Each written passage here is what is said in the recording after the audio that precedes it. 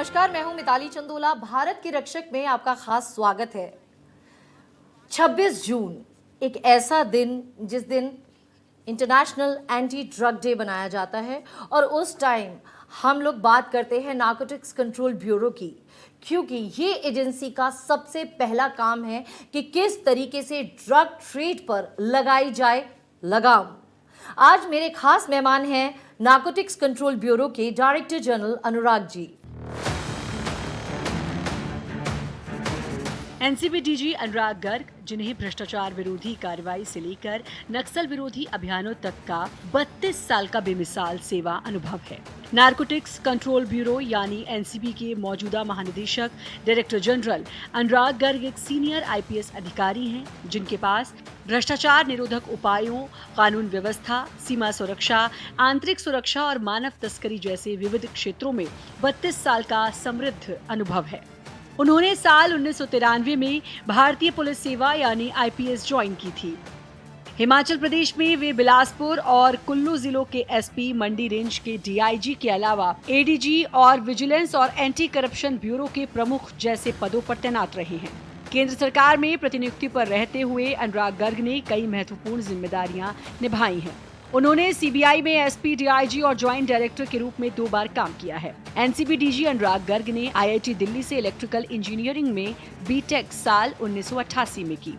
सेवा में रहते हुए उन्होंने एमडीआई गुड़गांव से पब्लिक पॉलिसी और मैनेजमेंट में पीजी डिप्लोमा भी हासिल किया। देश की आंतरिक सुरक्षा और मादक पदार्थों के खिलाफ जंग में आईपीएस अनुराग गर्ग की भूमिका बेहद महत्वपूर्ण रही है। एनसीबी के प्रमुख के रूप में उनकी नेतृत्व क्षमता, लंबा अनुभव और तकनीकी प्रशासनिक समझ ने नशा विरोधी अभियानों को नई दिशा दी है। सर, हमारे शो में आपका खास स्वागत है। धन्यवाद। सबसे पहला सवाल मेरा आपसे ये है, 26 जून एक बहुत अहम दिन है, इंटरनेशनल एंटी ड्रग डे। तो as the chief of the force क्या क्या चैलेंजेस आप लोगों को फेस करने पड़ते हैं? क्योंकि अगर मैं बात करूं तो ये जड़ें पसारता जा रहा है धंधा, और इंटरनेशनल लेवल पर तो जो है हमारी तमाम फोर्सेस, आपकी यूनिट्स तैनात रहती हैं, लेकिन विद इन इंडिया भी ये अपने आप में एक बहुत बड़ा चैलेंज है। जी, आपने बिल्कुल सही कहा। हम ये देख रहे हैं, ट्रेंड है कि अंतर्राष्ट्रीय स्तर पे भी और भारत में भी ड्रग्स का जो चलन है वो बढ़ रहा है, स्पेशली हमारे यूथ में। तो इसके लिए और इसमें कई नए नए चैलेंजेस भी आ रहे हैं हमारे पास, तो उसके बारे में बाद में बात करूंगा। पर जो मेन अब हमारा फोकस है एनसीबी का to deal with this challenge of drug trafficking and drug abuse, that is कि अब जो है हम अगर कोई ड्रग पकड़ते हैं, चाहे कितनी भी छोटी मात्रा में हो, तो हम उसका जो है पूरा टॉप टू बॉटम और बॉटम टू टॉप इन्वेस्टिगेशन करते हैं, इन द सेंस कि वो ड्रग आई कहाँ से, सोर्स कहाँ था उसका। तो हमारी पकड़ ये होती है उस इन्वेस्टिगेशन में कि हम वहाँ सोर्स तक पहुँच पाएँ। तो इस संदर्भ में मैं आपको एक अभी जो बॉम्बे में केस हुआ जनवरी में, उसके बारे में थोड़ा सा बताना चाहूँगा। उसमें केवल 200 ग्राम कोकेन भारत से जो ऑस्ट्रेलिया जा रही थी, उसको इंटरसेप्ट किया गया एक कुरियर पार्सल कंपनी के ऑफिस में जी। और वो एक इलेक्ट्रॉनिक टाइपराइटर में छिपा के रखी हुई थी जी। तो वहाँ से उसको पकड़ के हमने उसमें जब इन्वेस्टिगेशन करनी शुरू की, तो उसमें कैसे वहाँ पहुँची, किसने वो टाइपराइटर खरीदा, उससे पहुँचते पहुँचते हम जो बाकी जो पेडलर्स थे, फिर जो हवाला ऑपरेटर्स थे जो उसमें इन्वॉल्व, साथ में जो एक कस्टम क्लियरिंग हाउस एजेंट था, क्योंकि कोकेन जो है वो आती है साउथ अमेरिका से जी, है ना। तो इन सब लोग ये इंपोर्ट की गई थी अमेरिका से जी। तो हमने इन सब लोगों को जो था अपने दायरे में लिया, सबसे इंटरोगेशन की, और इसके जो मास्टरमाइंड था जी, जो कि एक हिंदुस्तानी ही था, बट 3-4 साल से वो थाईलैंड में उसने अपना बेस बना रखा था और वो वहीं से ऑपरेट करता था जी। और हवाला के थ्रू पैसा जो था वो अपने पास थाईलैंड में मंगाता था। बड़ा लग्जूरियस उसका लाइफस्टाइल था। तो उसको हमने अभी रिसेंटली कोई 2 हफ्ते पहले ही हम उसको आइडेंटिफाई कर पाए और उसको जो है हमने मलेशिया से डिपोर्ट करा के हिंदुस्तान ले आए। और अब हमने जो है उसमें जो है ये भी पता कर लिया है अब कि वो अमेरिका से किसने जो थी, एक्चुअली ये ड्रग जो थी टॉय स्कूटर्स होते हैं, तो टॉय स्कूटर्स में छुपा के एयर पार्सल के जरिए इंडिया लाई गई थी। अच्छा। तो वहाँ अमेरिका में जिस जरिए से ये हुआ था उसका भी पता कर लिया गया है। अब हम ये जानकारी जो है हम अपने जो काउंटर पार्ट हैं अमेरिकन उनसे भी शेयर करेंगे, जिससे वो भी अपने एंड पे काम कर सके। हमारे प्रधानमंत्री श्री नरेंद्र मोदी की, या मैं बात करूं हमारे होम मिनिस्टर साहब अमित शाह जी की, तो इन दोनों का ही मैंने एक बड़ा एग्रेसिव रूप देखा है। तो इन दोनों की नीतियां हैं जीरो टॉलरेंस फॉर क्राइम। तो एक सबसे बड़ी बात यहाँ पर आ जाती है कि एजेंसीज के हाथ तो यहीं पर खुले हैं कि मतलब नेशनल लेवल पर जो दोनों सबसे बड़ी बॉडीज हैं उन्होंने आपको खुली छूट दे रखी है। बिल्कुल, सरकार इस बारे में जो है खुद ही सजग है और उन्होंने पिछले 2 साल में हमारी जो संख्या थी, पिछले 2 साल पहले हमारी जो सैंक्शन स्ट्रेंथ थी दैट वाज अबाउट 1100। जी। तो हमारी सैंक्शन स्ट्रेंथ जो है it is about 1600 now. Okay. तो सरकार तो खुद ही सजग है। अच्छा असर यहाँ पर अभी बात आती है, आपने कोकीन की बात करी है, लेकिन मैंने देखा है कि अब ट्रेंड चेंज होता जा रहा है। अब ट्रेंड सारा का सारा केमिकल ड्रग्स, सिंथेटिक ड्रग्स इसकी तरफ शिफ्ट हो रहा है। ऐसा ये ट्रेंड में चेंजेस क्यों? नहीं, एक बहुत बड़ा चैलेंज है और इस संदर्भ में यही बताना चाहूँगा, जो हमारे पास इंडिया में अभी 84% केसेस जो सारी drug law enforcement in India करती हैं, वो केवल हमारे गांजे के मतलब कैनबिस के या ओपियम बेस्ड प्रोडक्ट्स के हैं। जी। पर ये नया चैलेंज जो है उभर के आ रहा है, ये जो आपने कहा सिंथेटिक ड्रग्स। और सिंथेटिक ड्रग्स बनाने के लिए आपको जो है you need some special knowledge. उसमें जनरली एक केमिस्ट को इन्वॉल्व करते हैं और एक कहीं छोटी सी जगह में, चाहे वो रेजिडेंशियल एरिया में हो, चाहे इंडस्ट्रियल एरिया में हो, चाहे एक रिमोट विलेज में हो, वहाँ सेटअप कर देते हैं एक इंडस्ट्रियल यूनिट। और उसमें ये केमिकल ड्रग्स बनाते हैं। और इसमें ये जो है पॉपुलर इसलिए होती जा रही हैं क्योंकि एक तो इसकी इजी अवेलेबिलिटी हो जाती है, क्योंकि उसी एरिया में प्रोड्यूस करनी है जिसमें कंजम्पशन है, आपको बहुत ज़्यादा ट्रांसपोर्ट नहीं करना। जी। और दिस इज मतलब डिमांड बेस्ड सप्लाई करनी है आपने, आपको ये नहीं है कि आपने बना के कहीं स्टोर करी हुई है कुछ है। आप जो है जब चाहिए आप फटाक से उसको, जो आपने केमिकल्स रखे हुए हैं, आप फटाक से जब आपकी डिमांड बने आप उसको जल्दी से बना के डिस्ट्रीब्यूट कर दीजिए। सर यहाँ पर एक सबसे इम्पॉर्टेंट बात आ जाती है, आपने केमिस्ट की बात करी है और ये मेरे पर्सनल एक्सपीरियंस भी हैं। मैंने छोटे शहरों में भी जब रिपोर्टिंग के लिए जाती हूँ तो देखा है, फार्मेसी एक इम्पॉर्टेंट चीज़ है और ऐसे ही आप केमिस्ट शॉप भी नहीं खोल सकते। मैंने कई लोगों को देखा है कि उनके पास लाइसेंस होता है, वो परमिशन दे देते हैं, उनके लाइसेंस पे तमाम चीज़ें जो हैं मतलब केमिस्ट शॉप भी खुल जाती है, मेडिसिन का भी सारा सिस्टम चल रहा है, लेकिन कई बार कई लोगों को पता नहीं रहता कि किस तरीके से ये सिंडिकेट काम कर रहा है। तो जब इस तरीके की चीज़ें आती हैं, इन्वेस्टिगेशन होगी, छापा पड़ेगा एनसीबी की तरफ से, तो पकड़ा तो वो जाएगा जिसके नाम पे लाइसेंस है, लेकिन काम करने वाले जो लोग होते हैं वो अलग होते हैं। तो उस तरीके के इन्वेस्टिगेशन में आप क्या करते हैं और जिसने अपना लाइसेंस दे रखा है उसके लिए क्या सजा होती है? ओके, तो इसमें जो है, जैसे आपने हाल में सुना होगा, एक ये ऑपरेशन हमने जो था चंडीगढ़ से शुरू किया था जी। और चंडीगढ़ और अमृतसर। तो वहाँ से जो था हमने कुछ जो प्रिस्क्रिप्शन ड्रग्स जिनको बोलते हैं हम लोग, ये शेड्यूल H1 ड्रग्स, जिसमें नार्कोटिक सब्सटेंसेस भी होते हैं, जैसे ट्रामाडोल है या कोडीन बेस्ड सिरप्स हैं, तो इनकी जब्ती की थी। और फिर हम जो थे वहाँ सेटिस्फाइड नहीं थे, हम जो थे पूरा चले कि ये मतलब कैसे पहुँचे, हाँ। पहुँचे कैसे। तो उसमें हमें जो था संलिप्तता नजर आई, जो स्टॉकिस्ट थे उनकी, डिस्ट्रीब्यूटर्स की, मैन्युफैक्चरर्स की। तो एक बहुत बड़ा जो नेटवर्क था पिछले 6 महीने में हमने एक्सपोज किया। और साथ में हमने ये भी देखा कि जो डाइवर्जन इसलिए पॉसिबल हो पाता है कई बार कि जो हमारी एक्चुअली क्या है, इन सबको जो कंट्रोल करने की व्यवस्था है वो स्टेट ड्रग कंट्रोलर जो होते हैं स्टेट्स में, उनकी रहती है। जी। तो उनका जो रीच है या उनका जो कहना चाहिए जो इंफ्रास्ट्रक्चर है जी। या तो इस बात को देख नहीं पाता है, कि इस चीज़ को देख नहीं पाता है, या नज़रअंदाज करते हैं, जिसकी वजह से ये डाइवर्जन हो पाता है। तो हमने जो है अब जो ये एनकॉट का जो एक हमारे होम मिनिस्टर साहब ने एक जो मैकेनिज्म शुरू की है जी। सभी स्टेक होल्डर्स को एक प्लेटफॉर्म पे लाने की, स्टेट से, सेंटर से। जी। और क्योंकि ये जो है ये ड्रग प्रॉब्लम जो है इससे एनफोर्समेंट प्रॉब्लम नहीं है, इसमें सरकार के विभिन्न विभागों को जो है अपना योगदान देना है, चाहे वो हेल्थ डिपार्टमेंट हो, चाहे वो सामाजिक कल्याण विभाग हो, एजुकेशन हो, इवन पोस्टल सर्विसेज। क्योंकि आपने पहले बताया जब कि बातचीत जब हो रही थी कि कुरियर के थ्रू भी ये होता है, तो इसमें कई सारी एजेंसी इन्वॉल्व हैं। तो एनकॉड एक ऐसा माध्यम है जिसके थ्रू ये सारी इंटेलिजेंस एजेंसी और हमारे जितने अलग विभाग हैं एक प्लेटफॉर्म पे बैठते हैं और उसमें डिस्कस करते हैं, जिससे अपना हर एक विभाग जो है अपना अपना योगदान दे सके इस समस्या से निपटने के लिए। ड्रग के विरुद्ध लड़ाई लड़ रही हमारी सभी एजेंसियों को मन से बहुत बहुत बधाई देना चाहता हूँ। यह अत्यंत हर्ष की बात है कि नारकोटिक्स कंट्रोल ब्यूरो इस बार भी अखिल भारतीय स्तर पर नशा मुक्त पखवाड़ा का आयोजन कर रहा है। प्रधानमंत्री श्री मोदी जी के मार्गदर्शन में गृह मंत्रालय ने नारकोटिक्स के खिलाफ जीरो टॉलरेंस की नीति अपनाई है।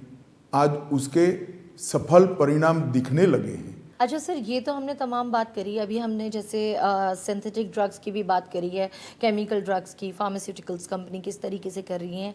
लेकिन ये जो हम ड्रग फैक्ट्री की बात कर रहे हैं, जो केमिकल ड्रग्स जैसे ये बनाते हैं, तो इसमें मैंने कई बार देखा है बहुत सारे नाइजीरियंस इन्वॉल्व रहते हैं, फॉरेन नेशनल्स इन्वॉल्व रहते हैं, और कई बारी जो है आप लोगों के माध्यम से इन लोगों को पकड़ा भी जाता है, बस्ट भी होते हैं रैकेट्स। कई बारी फॉरेन नेशनल्स को जब हम गिरफ्त में ले लेते हैं, इन्वेस्टिगेशन चलता है।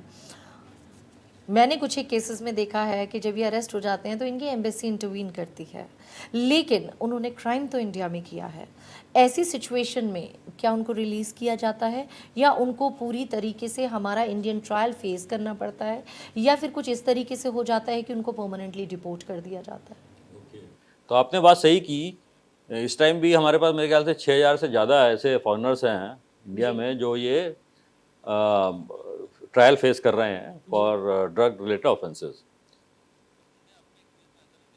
तो इसमें जब भी आप किसी फॉरेनर को गिरफ्तार करते हैं तो उसको काउंसल एक्सेस तो देनी पड़ती है, चाहे कोई भी क्राइम हो जी। पर हमने अपने एक्सपीरियंस में ऐसा नहीं देखा है कि किसी एम्बेसी ने मतलब इस तरह से इंटरवीन किया हो कि इसको छोड़ दिया जाए या लीनियंसी दिखाई जाए। ऐसा तो नहीं देखा गया है। पर हाँ, ये ज़रूर है कि जब इनको गिरफ्तार किया जाता है, ये थोड़े टाइम जेल में रहते हैं, फिर बेल पे वापस आते हैं, फिर उसी क्राइम में लग जाते हैं जी। और ये हमारी जो न्यायिक प्रणाली है उसका क्या कहना चाहिए, दुरुपयोग करते हैं। क्योंकि जब तक वो ट्रायल चल रहा है तब तक हम जो है उसको डिपोर्ट नहीं कर सकते। जी जी। तो वो जो है इस बात का फायदा उठा के वो जो है रिपीटेड सेम ऑफेंस करते हैं। हाँ, रिपीटेड तो ऑफेंस। सर यहाँ पर एक सबसे बड़ा सवाल मैं आपसे पूछूंगी, because as a investigator, as the head of the department, आपको नहीं लगता कि इस तरीके के केसेस को तुरंत एक्सपेडाइट करना चाहिए, फॉरेन नेशनल हो चाहे इंडियन नेशनल हो?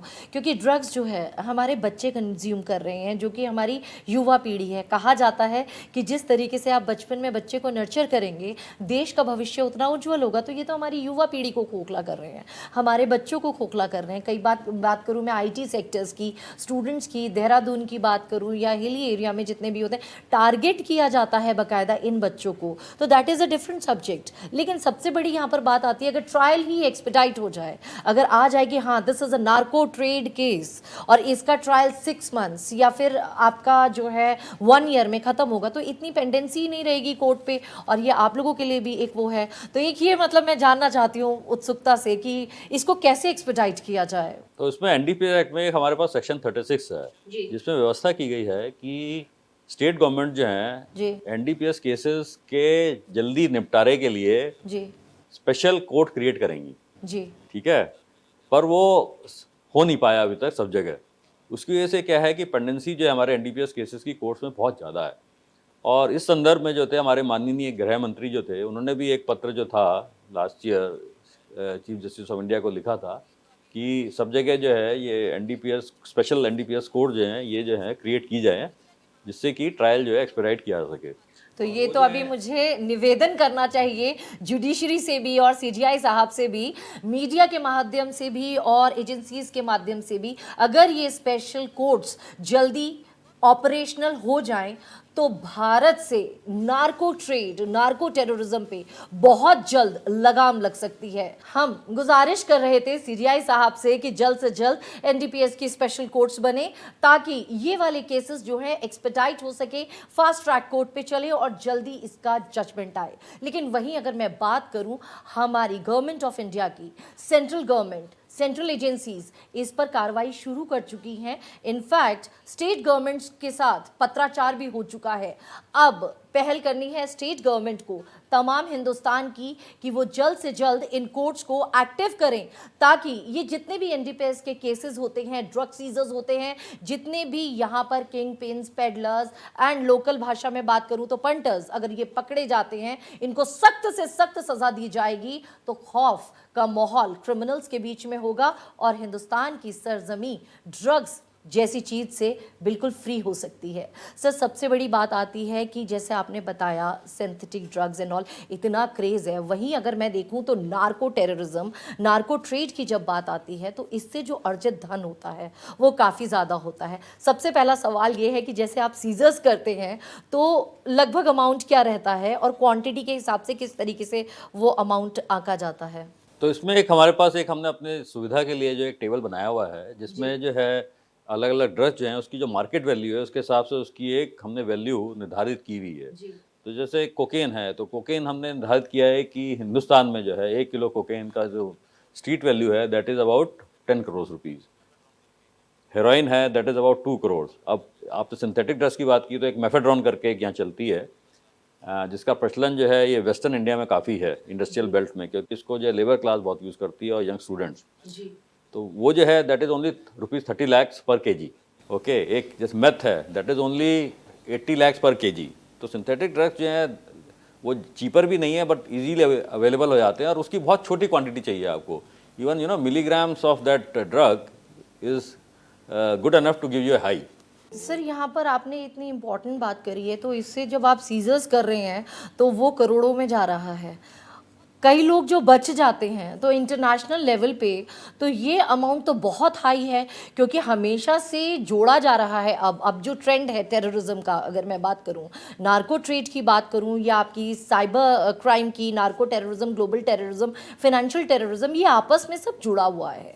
तो सर, जब ये बात आती है तो ये सारा का सारा पैसा जो है कहीं ना कहीं ग्लोबल टेररिज्म में इस्तेमाल हो रहा है, और जिसका नतीजा हम लोग अंतर्राष्ट्रीय स्तर पर देख ही रहे हैं। हर जगह जो है अब वॉर छिड़ चुकी है, कहाँ से इतना असलाह हथियार आता है। तो सर, ये जब फाइनेंशियल आप इन्वेस्टिगेशंस कर रहे हैं और इन सब चीज़ों पे आप लगाम लगाने की कोशिश कर रहे हैं, तो उसके लिए आप क्या क्या तरीके अपनाते हैं और फाइनेंशियल इन्वेस्टिगेशंस के लिए कितना बड़ा चैलेंज है आपके लिए, और क्या आप इसमें ईडी जैसी एजेंसीज को भी इन्वॉल्व करते हैं?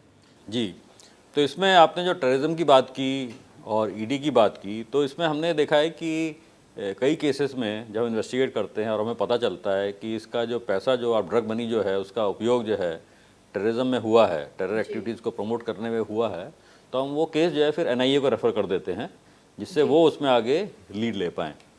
और इस तरह के केसेस जो हैं मैंने हाल में देखे भी हैं, जिसमें हमने देखा कि जो नक्सल अफेक्टेड एरियाज़ हैं हमारे उड़ीसा में, स्पेशली जहाँ जो है ये गांजा काफ़ी उगाया जाता है, तो जो पंजाब में पकड़ा तो उसकी जो हमने बैक इन्वेस्टिगेशन करनी शुरू की तो पता लगा कि जड़ें उसकी जो हैं उड़ीसा में हैं, और जो वहाँ जो नक्सल इन्फेस्टेड जो एरियाज़ हैं वहाँ जो है वो उसको उगाया जा रहा है। इसी तरह से झारखंड में भी हमने जो ओपीएम पकड़ी थी दिल्ली के आसपास ही, तो उसमें भी यही पता चला कि उसकी जड़ें जो हैं वो झारखंड में हैं और वो नक्सल अफेक्टेड डिस्ट्रिक्ट्स हैं। तो बात आपकी सही है, उनको प्रोटेक्शन मनी देना पड़ता है जो उगाते हैं नक्सल्स को, और उससे अपनी नक्सल जो अपनी टेरर कार्रवाई जो हैं वो अपनी करते हैं। जी, तो ये हम देखते हैं और इसके लिए हम जो है फिर फाइनेंशियल इन्वेस्टिगेशन पे आजकल हम काफ़ी जोर दे रहे हैं। जी। और आपको जान के ये खुशी होगी कि जैसे पिछले साल जो था लगभग 263 करोड़ जो रुपीस थे वो फाइनेंशियल इन्वेस्टिगेशन के बाद सीज़ किए गए थे। मतलब इतने करोड़ की प्रॉपर्टी, 263 करोड़ की प्रॉपर्टी फ्रीज की गई थी या सीज़ की गई थी। जी। और इस साल दैट इज इन 2023 और 24 में वो जो है दुगने से बढ़कर अब 666 करोड़ हो गई है। तो इस तरफ जो है, जैसा आपने सही बोला, इस तरफ हमारा जोर है कि पकड़ना ही काफ़ी नहीं है, उसका जो पूरा इकोसिस्टम है ना, और क्योंकि ये जो इनकी फाइनेंशियल बैकिंग होती है उससे ये क्रिमिनल जस्टिस सिस्टम को भी इंटरफेयर करते हैं, तो उसको तोड़ना वो इम्पॉर्टेंट है। इसलिए फाइनेंशियल इन्वेस्टिगेशन में हमारा काफ़ी अब जोर है। और कुछ केसेस में जहाँ हवाला ऑपरेटर्स वगैरह के भी नाम आए हैं, तो हम वो केसेस जो है अब ईडी को भी रेफर करते हैं, जिससे वो जो है। सर, यहाँ पर एक बहुत इम्पॉर्टेंट सवाल आ जाता है कि हमने इतनी सारी बातें करी हैं, अगर मैं विद इन इंडिया की बात करूँ तो कौन से वनरेबल एरियाज़ हैं, और अगर मैं बॉर्डर्स की बात करूँ तो हमारे वनरेबल बॉर्डर्स कौन कौन से हैं? तो वनरेबल बॉर्डर जो है मतलब इसमें दो पर्सपेक्टिव हो सकते हैं, perspective from the view of trafficking और perspective from the view of abuse. जी तो जहाँ तक ट्रैफिकिंग का सवाल है, तो जैसा मैंने बताया कि हमारे 84% केसेस जो हैं लगभग वो कैनबिस या ओपीएम बेस्ड होते हैं। तो वो तो प्रोडक्शन जो इंडिया में ही हो रही है। जी तो इसमें हमने जो है वो स्टेट्स और वो पर्टिकुलर इलाके चिन्हित कर लिए हैं जहाँ इनकी प्रोडक्शन कैनबिस की या पॉपी प्लांट की हो रही है। जी और अब जो है केंद्र सरकार ने भी हमें इसमें कहा है कि जहाँ भी आपको इस तरह की प्रोडक्शन दिखती है उसमें हम सैटेलाइट इमेजरी भी ले रहे हैं। जी तो उसमें आप CAPS की मदद से, अगर वो ऐसे इलाके हैं जहाँ मतलब लोकल पुलिस के लिए पहुँचना मुश्किल है, लोकल एनफोर्समेंट के लिए, तो आप लोग CAPS को लेके जाएं और उसको जो है पूरा डिस्ट्रॉय कर दें। जी तो ये तो it will take care of opium and cannabis cultivation, है ना। और जो बाकी है आपका, जैसे अब आपने बताया था बीच में कि अफ़गानिस्तान में जो है क्योंकि ओपीएम प्रोडक्शन तालिबान के आने के बाद कम हो गई है, तो वहाँ एक they are shifted to meth now. जो उनके जो कार्टल्स थे पहले जो इसमें थे, अब वो उसमें, और उसके लिए क्या है, एफेड्रा प्लांट एक होता है जो वहाँ बहुतायत में होता है, तो उससे एफेड्रिन निकलती है। तो अब लोग वहाँ से जो है वो मेथ बना के, मेथाम्फेटामिन बना के जो है वो सी रूट के, मैरीटाइम रूट के जरिए जो है वो मैं उसी पर आ रही अरेबियन सी में भेजते हैं, और फिर वहाँ से जो है कई देशों में फिर वहाँ से छोटी छोटी बोट्स में उसको लाया जाता इसी है। के बारे में मैं बात करना चाह रही थी। एक समुद्र मंथन हुआ था, तब हमें महादेव का नीलकंठ रूप देखने को मिला है, लेकिन अभी भी ये समुद्र मंथन ही चलता है, क्योंकि जो आप कर रहे हैं, इंडियन कोस्ट गार्ड और एनसीबी मिलके कर रही है समुद्र मंथन, तो उसमें ना जाने कितने आप लोगों ने ड्रग सीजर्स जो हैं वो किए हैं। सर कितना बड़ा चैलेंज है, क्योंकि मतलब सी में इंटरसेप्ट करना, उसमें चलो कोस्ट गार्ड भी मदद करती है और अभी काफ़ी टाइम से सफलता भी मिल रही है। अगर मैं बात करूं अंडमान के एरिया की, तो काफ़ी कमेंडेबल काम किया गया था। अंडमान पुलिस थी, एनसीबी थी, आपके इंडियन कोस्ट गार्ड थी। और अगर मैं गुजरात की बात करूं, कच्छ के एरिया में, तो वहाँ पर भी जो है मतलब आपकी बोट्स जो है ड्रग्स की वो पकड़ी गई हैं। तो सी में जाके इन्वेस्टिगेशन करना एक चैलेंज है। किस तरीके से होता है ये पूरा का पूरा ऑपरेशन, मेरी जनता जानना चाहेगी। तो basically they are all intelligence led operations. तो आपको जैसे कोस्ट पे जो है हमारे जनरली कोस्ट गार्ड और इंडियन नेवी जो है पेट्रोल करते रहते हैं। जी तो जब भी कोई इस तरह की इन्फॉर्मेशन मिलती है कि इस तरह से उनके अपने सोर्सेज से, या कई बार हमारे पास भी आती है कि कोई बोट जो है इस तरह से जो है गंतव्य है, तो हम उनसे शेयर करते हैं और वो इंटरसेप्ट करके फिर हम जो है फिर वहाँ जाते हैं, ऑन बोर्ड कराते हैं हमें, फिर हम वो जो है केस लेके फिर उसको आगे इन्वेस्टिगेट करते हैं। तो इसमें जो है मतलब बेसिकली इंटेलिजेंस लेड ऑपरेशंस है। और क्योंकि ये समस्या है एक समुद्र के थ्रू जो है ड्रग ट्रैफिकिंग एक समस्या है, तो उसके लिए जो कोस्ट गार्ड और नेवी वो भी अब काफ़ी सचेत हो गए हैं। जी तो वो भी इस तरह की डेवलप कर रहे हैं कैपेसिटी कि जो बोट्स जो हैं एनोनिमस चलती हैं। एनोनिमस मतलब ये होता है कि जनरली बोट्स जो है एक AI सिस्टम होता है जिससे आइडेंटिफाई हो जाती हैं। जी तो जो बोट्स जो हैं वो जो है आउट ऑफ रडार रहना चाहती हैं, तो वो अपना सिस्टम ऑफ कर देती हैं। और सर जब हम बात करते हैं, जब पूरा मतलब हम नार्को ट्रेड, नार्को टेररिज्म की बात कर रहे हैं, तो हमेशा से आता है, पढ़ाया भी जाता है और इन्वेस्टिगेशन भी होती है, डेथ ट्रायंगल, गोल्डन क्रेसेंट, इनकी बात होती है। अब जैसे अफ़गानिस्तान की भी बात हो रही थी, तालिबान ने कैप्चर कर लिया, लेकिन वहाँ की जो इकॉनमी है वो सारी नार्को ट्रेड पर ही डिपेंड थी। तो सर आपको क्या लगता है कि ये सारी चीज़ें इंडिया पे कितना प्रभाव डाल रही हैं, भारत पे किस तरीके से असर हो रहा है, क्या पहले से कम हुई है ये चीज़ें?